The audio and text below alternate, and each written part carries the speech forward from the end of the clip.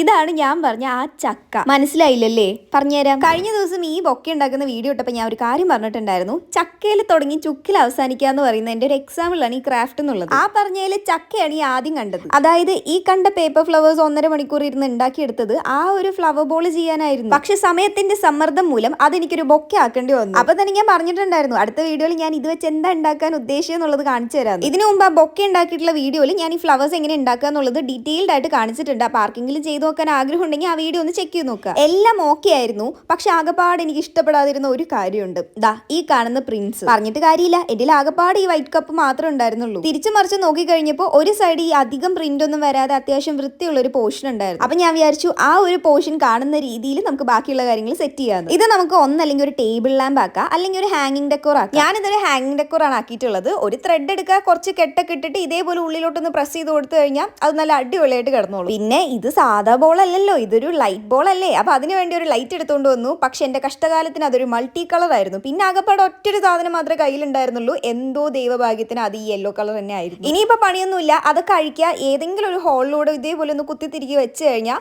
നമ്മുടെ light ball സെറ്റായി. ഇത് ഞാൻ ഏകദേശം ഒരു ഈവനിങ് ടൈം ഒക്കെ ആയി കഴിഞ്ഞപ്പോഴായിരുന്നു ചെയ്തിട്ടുണ്ടായിരുന്നത്. അതുകൊണ്ട് തന്നെ ഒരുപാട് എന്താ പറയാ ഇരുട്ടും കാര്യങ്ങളൊന്നും ഉണ്ടായിരുന്നില്ല. പക്ഷെ ഉള്ള ഇരുട്ടിൽ കാണാൻ തന്നെ നല്ല രസമായിരുന്നു. പേപ്പർ കപ്പ് ഒക്കെ കയ്യിലുള്ള ആൾക്കാർ ഡെഫിനറ്റ്ലി ട്രൈ ചെയ്ത് നോക്കുക. പെട്ടെന്ന് ചെയ്തെടുക്കാൻ പറ്റുമൊന്നുമില്ല, ടൈം കൺസ്യൂമിംഗ് ആണ്, പക്ഷെ നല്ല വെർത്താണ്. അപ്പൊ ഇഷ്ടപ്പെട്ടു കഴിഞ്ഞാൽ ലൈക്കും കമന്റും സബ്സ്ക്രൈബും മറക്കണ്ട.